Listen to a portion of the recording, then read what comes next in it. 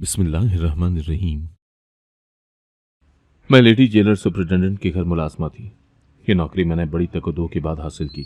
मेरे पास रहने को घर नहीं था और ना ही अपनी महदूद आमदनी से मैं घर किराए पर ले सकती थी।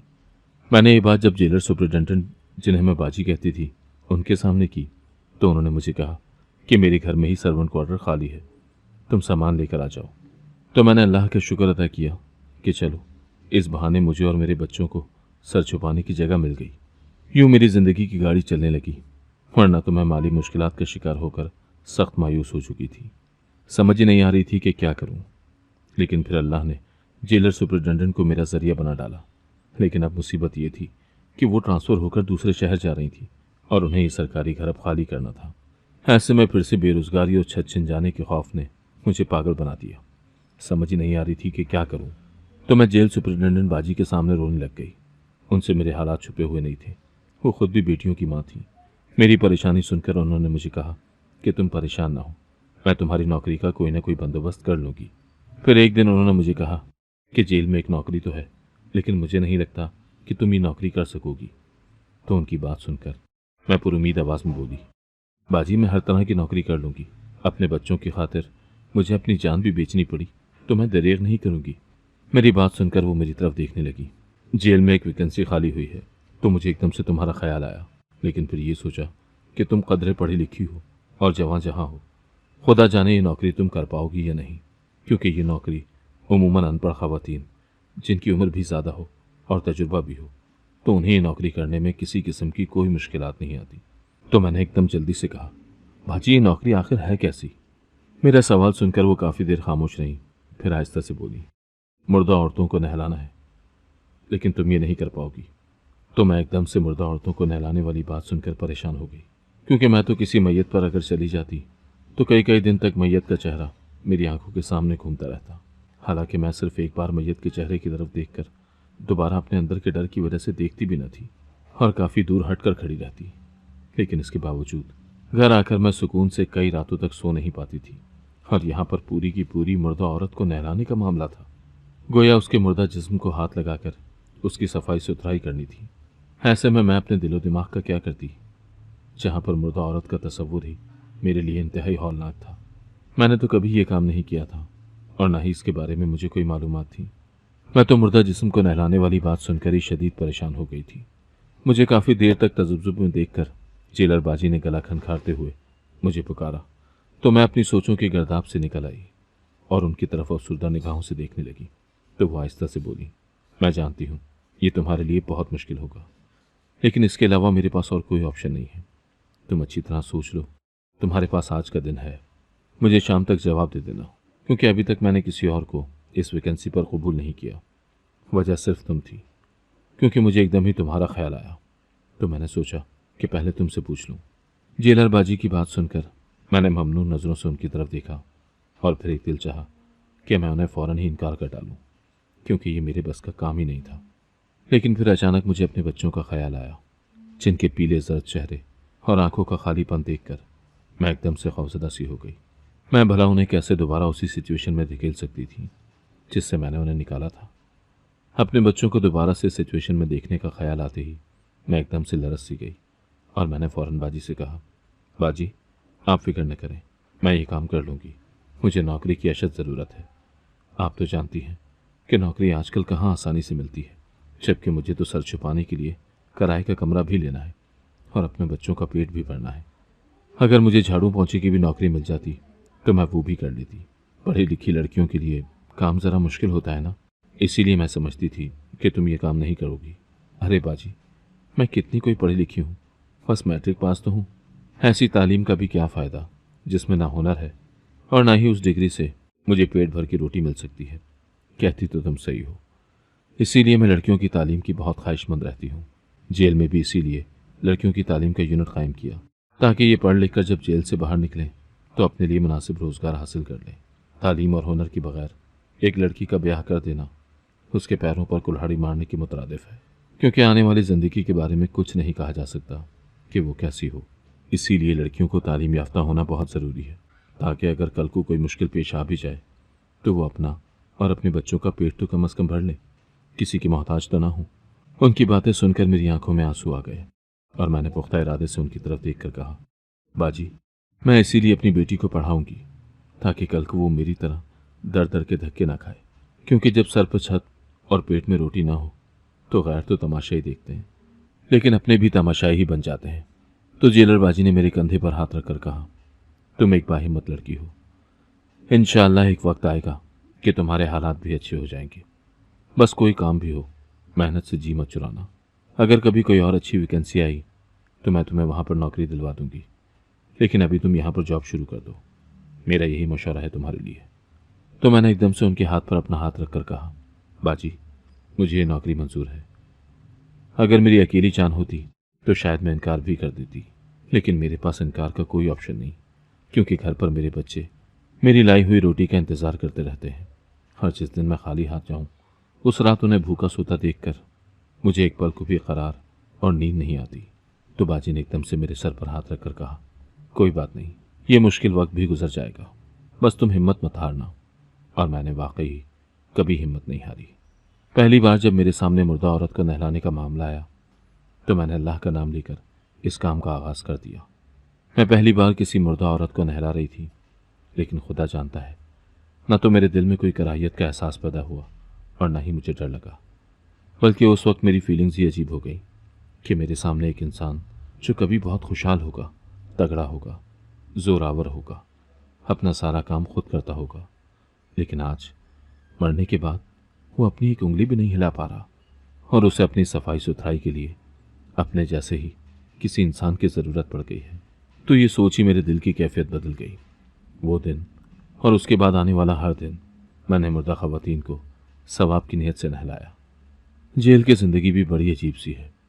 चार दीवारी के अंदर यहाँ पर आपको जितनी ख़वातीन नज़र आती हैं, उतनी ही उनकी कहानियाँ भी आपको अपने इर्द गिर्द सुनाई देती हैं। हर कहानी अपने अंदर इंतहाई दर्दनाक होती है।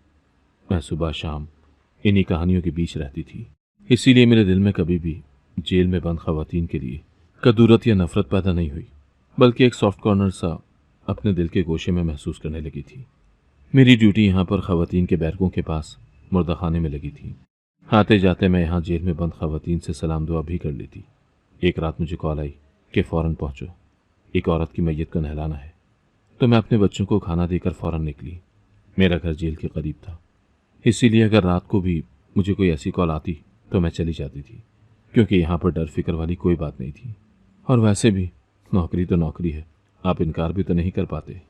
ये एक 25 साल लड़की की डेड बॉडी थी, जिसे मैंने नहलाकर कफन पहना दिया। न जाने क्यों से देखकर मेरा दिल भर सा आया कि पता नहीं कहाँ पैदा हुई होगी और उसकी मौत इसे कहाँ लेकर आ गई। इस काम से फारिग होते होते मुझे 10 बज गए, तो मैंने फटाफट घर जाने की तैयारी की। मैं कैदी ख़वातीन की जिस बैरिक के पास से गुजरी, वहाँ पर कुछ औरतों की तेज़ तेज़ बातें करने की आवाज़ आई तो मैं चौंक गई। इतनी ऊंची आवाज़ इस वक्त ख़वातीन की नहीं होती।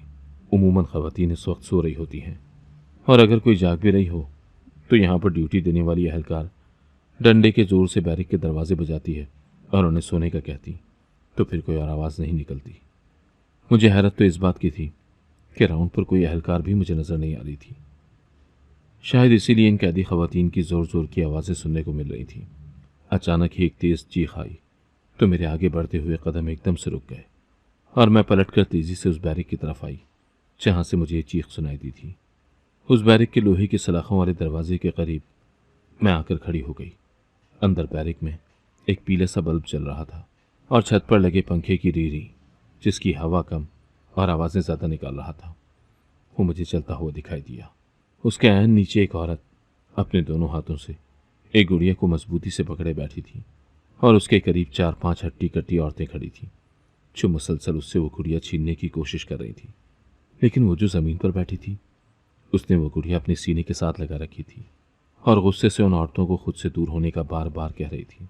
लेकिन उसके करीब खड़ी ख़वातीन उसे मुसलसल तंग कर रही थी, उस पर फप्तियाँ कसते हुए उसका मजाक उड़ा रही थी कि इतनी बड़ी होकर गुड़िया के साथ खेलती हो। आखिर इस गुड़िया में ऐसी क्या बात है जो इसे इतना सीने से लगा कर रखा हुआ है? हमें भी दो, हम भी तो खेलें। लेकिन वो उस गुड़िया की तरफ बढ़ते हाथों को परे धकेलते हुए अजीब बेबस सी दिखाई दे रही थी कि अचानक एक औरत ने आगे बढ़कर उससे वो गुड़िया छीन ली तो वो औरत तड़प कर खड़ी हुई और दोनों हाथों से अपने मुंह को नोचते हुए रोने लगी। जाने क्यों मुझे एक औरत के हाथों दूसरी औरत की तजलील बहुत ही बुरी लगी। बल्ब की रोशनी में जब मैंने गौर किया तो देखा कि वो कोई औरत नहीं बल्कि लड़की थी, जिसे देखकर मेरा दिल दुख से भर गया। तो मैंने फौरन तेज आवाज में गुस्से से उन औरतों को मुखातिब करते हुए कहा कि ये क्या बदतमीजी है। मैं अभी तुम लोगों की शिकायत करती हूँ कि तुम लोग एक लड़की को तंग कर रहे हो। शर्म नहीं आती तुम लोगों को? इतनी उम्रें कहाँ गुजार दी हैं कि तुम्हारे शर से एक कम उम्र लड़की शदीद तंग हो गई है। तो उनमें से एक दादागिरी करते हुए ऐन मेरे सामने आकर खड़ी हो गई और अपने दोनों हाथों से लोहे की ग्रिल को पकड़ते हुए धाड़ कर बोली, ए, तुम यहाँ कोई दारोगा लगी हो जो मुझ पर अपना ऑर्डर चला रही हो? तुम जानती हो मैं कौन हूं? तो मैं भी उतना ही तड़प कर बोली, हाँ, मैं तुम्हें अच्छे से जानती हूँ। चोरी चकारी के इल्जाम में 3 साल से जेल में सड़ रही हो, लेकिन अभी भी तुम में इंसानियत नहीं आई। क्यों आए दिन किसी न किसी औरत को तंग करती रहती हो? तुम्हारा दिल तंग नहीं होता? तो वो मेरी बात सुनकर ऊंचा ऊंचा हंसने लगी। वाह भाई, तुझे भी बातें करनी आ गई, क्या कहने तेरे। उसकी बात सुनकर उसकी साथी औरतें भी हंसने लगी। तो मैंने एकदम से गुस्से से कहा, तुमने जो इस लड़की की गुड़िया ली है इसे वापस कर दो, वरना मैं तुम लोगों की शिकायत जेलर साहिबा से कर दूंगी, तो तुम्हें लेने के देने पड़ जाएंगे। तब वो एकदम हत्ते से उखड़ कर बोली, जा अभी जाकर शिकायत कर दे, मैं किसी से नहीं डरती। इतने में वो लड़की जो रो रही थी चुपचाप जमीन पर बैठ गई। जाने क्यों उसे इस तरह देखकर मेरा दिल तड़प सा गया। तो मैंने इंतहाई दुखी लहजे में उन औरतों को मुखातिब करते हुए कहा, क्यों किसी की आह लेती हो? न जाने किस परेशानी में वो यहाँ आई है और तुम लोग उसको तंग कर रही हो। दे दो उसकी गुड़िया। हम तो नहीं दे रहे, अगर तुम हमसे लेकर उसे दे सकती हो तो दे दो। वो मुझे अब चैलेंज करने वाले अंदाज में देखने लगी। तो मैंने अफसोस से सर हिलाते हुए कहा, अल्लाह ही तुम जैसी औरतों से बचाए। और फिर मैं आगे बढ़ गई। लेकिन न जाने क्यों घर जाने से पहले मेरा दिल चाह रहा था कि मैं सुपरिटेंडेंट से मिलकर जाऊं और उस बैरिक के हवाले से उन्हें बताऊं। ये सोचकर मैं सुपरिटेंडेंट के कमरे में गई तो देखा कि वो कुरान पाक की तिलावत कर रही हैं। मैंने उन्हें सलाम किया तो उन्होंने कुरान पाक बंद करके मेरी तरफ सवालिया नज़रों से देखा। तब मैंने उन्हें कहा कि बैरिक नंबर 2 में कुछ खवातीन एक लड़की को बिला वजह तंग कर रही हैं। वो लड़की बहुत ज़्यादा घबराई हुई है और रो रही है। मेरी बात सुनकर वो फौरन खड़ी हुई। उन्होंने टोपी अपने सर पर रखी और हाथ में एक डंडा पकड़ा जो अमूमन सुपरिटेंडेंट के पास हर वक्त मौजूद होता था। और फिर वो मेरे देखते ही देखते बाहर निकल गई। मैं भी उनके पीछे पीछे ही गई। जो ही हम उस बैरिक के पास पहुंचे तो देखा कि वो खवातीन अब भी उसको तंग कर रही थी, जबकि उस लड़की को देखकर हम दोनों ही हैरान परेशान रह गए। वो उनके दरमियान ज़मीन पर बैठी नमाज पढ़ रही थी, जबकि वो औरतें उसके करीब खड़ी कभी गुड़िया को उसके सर पर मारती और कभी पीठ पर और अजीब अंदाज में हंस रही थी। जेल सुपरिटेंडेंट ने इंतहाई चीख कर उनको मुखातिब किया तो वो एकदम से डरकर सीधी खड़ी हो गई। तुम लोगों को शर्म नहीं आती? एक लड़की जो नमाज पढ़ रही है, तुम लोग उसे सता रही हो। खुद तो नमाज पढ़ती नहीं हो और दूसरों को इस तरह से तंग कर रही हो। कैसी मुसलमान हो तुम? कम अज कम इबादत करने वालों की तो जान बख्शी कर दो। उन औरतों ने आगे से कोई जवाब नहीं दिया। उन्हें तो जैसे सांप ही सूंघ गया था। फिर जेलर बाजी ने एकदम से उन्हें हुक्म दिया कि जाकर अपने अपने बिस्तरों पर लेट जाओ, और अब अगर मुझे कोई आवाज़ आई तो याद रखो तुम लोग बहुत ही बुरे नताइज का सामना करोगी। तब वो खवातीन फटाफट अपने बिस्तर पर गईं और लेट गईं। मैंने देखा कि उस लड़की ने जो ही सलाम फेरा तो उसकी निगाह मेरी निगाह से टकराई। उसकी आंखों में मैंने सिर्फ शुक्रगुजारी ही देखी, जिसने मेरे दिल को इत्मीनान से भर दिया। मैं वहां से फिर सीधा अपने घर की तरफ आई, जहां मेरे बच्चे मेरा इंतजार कर रहे थे, और मैं जानती थी कि वो मेरे बगैर खाना नहीं खाते। वैसे भी उनका इस दुनिया में मेरे सिवा कोई भी नहीं था। मैं ये तो नहीं कह सकती कि मेरे बच्चे यतीम थे, क्योंकि उनका बाप जिंदा है, लेकिन वो उनकी किसी भी किस्म की कोई जिम्मेदारी उठाने के काबिल नहीं है। पहले बच्चे के बाद मुझे लगा था कि शायद मेरा खावंद सुधर जाए और शराब के नशे की लत से बाज आ जाए, लेकिन ऐसा ना हुआ। वो जो भी कमाता उससे अपने नशे की लत तो पूरी करता ही करता था। अब तो वो जुआ भी खेलने लगा। तो मैं बेहद परेशान हो गई, क्योंकि वो महाना थोड़ी सी रकम ही मेरे हाथ पर रखता, जो घर की ज़रूरियात के लिए नाकाफ़ी होती। अब तो मेरा बच्चा भी बाजारी दूध पीता था, तो कभी कभी उसके दूध के लिए भी पैसे मेरे पास ना होते। मैं खुद तो एक वक्त का खाना खाती और दूसरे वक्त का मुझे पता ना होता, लेकिन अपने बच्चे की भूख को मैं कैसे बर्दाश्त करती? ये तो कोई भी माँ बर्दाश्त नहीं कर सकती। तो इस बात पर मेरा उससे लड़ाई झगड़ा रहता। और इसी दौरान मुझे पता चला कि मैं एक बार फिर से उम्मीद से हूँ। मुझे जब इस बारे में पता चला तो मेरे पैरों तले से ज़मीन ही निकल गई। अभी तो पहले बच्चे के लिए ढंग से मैं खुराक का बंदोबस्त नहीं कर पाई, तो दूसरे की जिम्मेदारी कैसे उठाऊंगी। मैंने बहुत चाहा कि मेरा मिसकैरेज हो जाए, लेकिन वो कहते हैं ना कि जिस रूह को इस दुनिया में आना हो वो आकर ही दम लेती है। मेरे केस में भी ऐसा ही हुआ और अल्लाह ने मुझे एक बेटी इनायत की। मैं बेटी की दफ़ा इतनी दिल बर्दाश्ता नहीं थी जितनी दिल बर्दाश्ता मैं इस बार हो गई। न जाने क्यों मुझे ऐसा लगता कि ये भी मेरी तरह ही कोई नसीब अपना लिखवा कर लाई है। शौहर की हालत अब बद से बदतर थी। वो सारा सारा दिन नशे की हालत में सोया पड़ा रहता। न उसे घर से गर्ज थी और न बाल बच्चों से। मैं एक दिन उससे बहुत ज़्यादा लड़ी तो उसने मुझे उसी वक्त तलाक देकर घर से निकाल दिया। मैं 2 बच्चों को लेकर रोती पीटती अपनी माँ के घर आ गई तो यहाँ पर भाभी ने मेरा जीना दो भर करके रख दिया।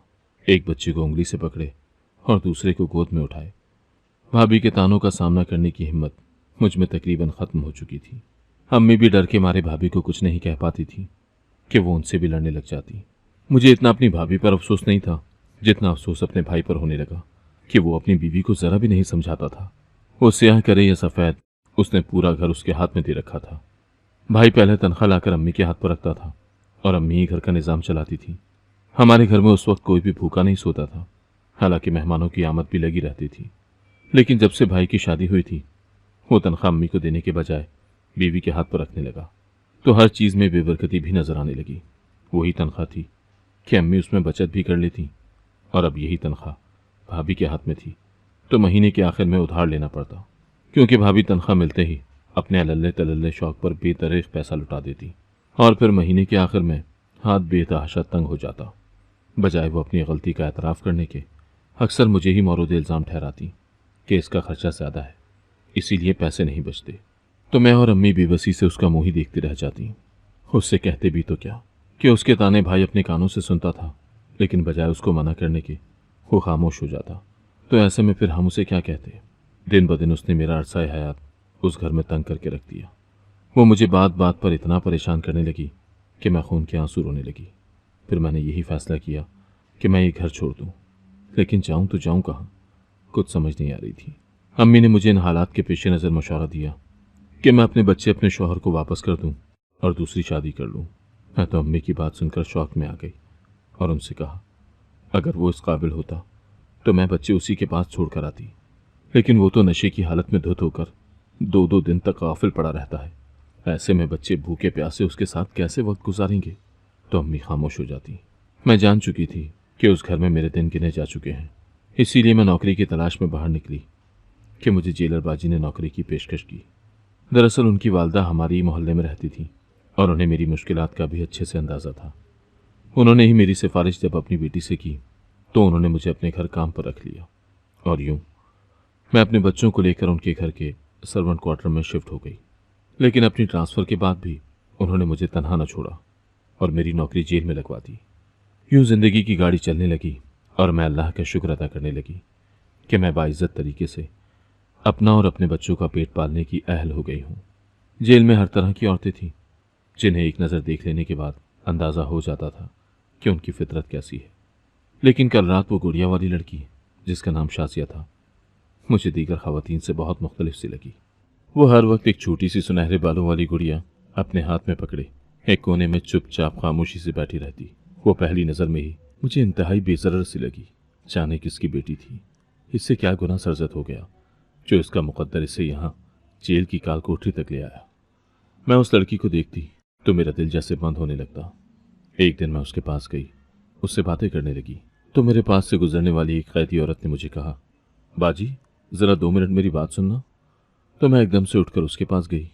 वो मुझे कहने लगी, तुम इस लड़की के पास अक्सर बैठी रहती हो, इससे ज़्यादा हमदर्दी मत दिखाओ। तुम्हें पता है ये कौन है? ये भोली भाली दिखने वाली लड़की दरअसल एक कातिला है, इसने अपने शौहर को कत्ल किया है। तो मैं उसकी बात सुनकर हैरान रह गई। ये खबर मेरे गले से नहीं उतर रही थी। एक दिन मौका पाकर मैंने उस लड़की से पूछा तो उसकी आंखों में एक नमी सी उभर आई। उसने मुझे कहा, अल्लाह ने एक गुड़िया जैसी बेटी दी थी, वो अभी कुछ दिन की ही थी कि मेरा शौहर फौत हो गया।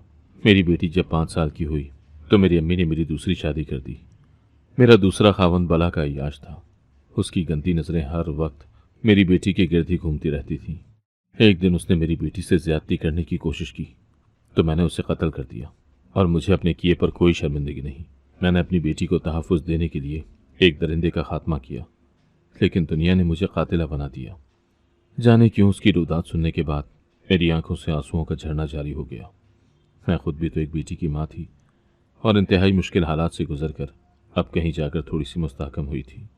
मैं जो ही उठने लगी तो उसने मुझे एक अजीब सी बात कही कि अगर मैं मर गई तो मुझे सिर्फ आप ही नहलाना। उसकी बात सुनकर मैं दहल सी गई। उसके सर पर हाथ रखकर कहा, अल्लाह तुम्हें लंबी जिंदगी दे, ऐसी बातें क्यों सोचती हो। और ये कहकर मैं घर आ गई। लेकिन जाने क्यों उसकी बातें मेरे जहन से नहीं निकल रही थी। अगला दिन छुट्टी का था तो मैंने बाजार जाकर बच्चों के कपड़े लेने का प्रोग्राम बनाया। तभी अचानक मुझे जेल से कॉल आ गई। मैं जब वहां पहुंचती हूं तो क्या देखती हूं कि एक कैदी औरत सजदे की हालत में ही मर गई। मैंने उसे जो ही सीधा किया और उसके चेहरे पर नजर पड़ी तो मेरा दिल बंद हो गया, क्योंकि वो कैदी औरत कोई और नहीं, वही गुड़िया वाली शाजिया थी। उसे देखकर मेरा दिल खून के आंसू रोने लगा। मैं उसे गुस्ल दे ही रही थी कि अचानक उसकी सास भी वहीं पर आ गई।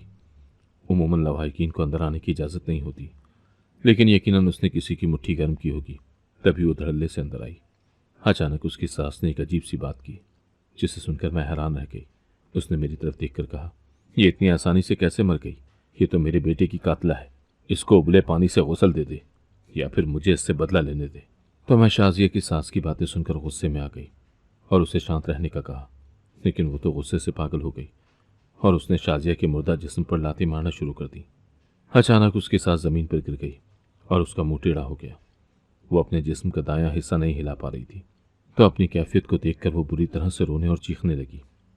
बैरक की तमाम औरतें हमारे इर्द गिर्द खड़ी हो गईं कि अचानक सबने ये मुआवजा देखा कि शाजिया की सास ने रोते हुए कहा, मुझे माफ़ कर दो, मुझसे गलती हो गई। यकीनन ये बहुत ही नेक रूह थी, वरना मेरे साथ कभी ये ना होता। पूरा जेल उसकी आहू बका से गूंज रहा था और मेरी ज़बान पर शाजिया जैसी पाक रूह के लिए सूरह यासीन जारी हो गई, जिसे पढ़ पढ़ कर मैं उसे सवाब बख्शने लगी। पूरी जेल में इंतहाई अजीब सी खुशबू फैली हुई थी। ऐसी खुशबू इससे पहले कभी नहीं आई। जो ही शाजिया की मैयत को नहलाकर हम बाहर मैदान में लेकर आए तो पूरी जेल में अल्लाह अकबर के नारे गूंजने लगे। जेल की तारीख गवाह है कि उस दिन मुकदमे में कई 100 औरतों की सजाएं माफ़ हुईं और वो रिहा होकर बाहर निकल आईं। जो औरत भी बाहर निकलती वो अपनी ज़बान से एक ही बात करती कि ये सब शाजिया जैसी नेक औरत की वजह से हुआ है। मैं भी दिल में इस बात की कायल हो गई कि वाकई इस दुनिया में नेक लोग मौजूद होते हैं जो मरने के बाद भी दूसरों के लिए फैज़ ही फैज़ होते हैं। शाजिया की जवान मौत ने मुझे हिला कर रख दिया। आज भी वो मासूम सूरत जब मुझे याद आती तो मैं उसके लिए सूरह यासीन पढ़कर दुआ ज़रूर करती हूँ। आप भी उसके लिए दुआ कीजिएगा। अगर आपको आज की कहानी पसंद आई है तो वीडियो को जरूर लाइक कीजिएगा और अपने दोस्तों के साथ भी शेयर कीजिएगा। और हाँ, अगर आपने अभी तक हमारा चैनल सब्सक्राइब नहीं किया तो जरूर सब्सक्राइब करें। मिलते हैं कल एक नई और दिलचस्प कहानी के साथ। अल्लाह हाफिज।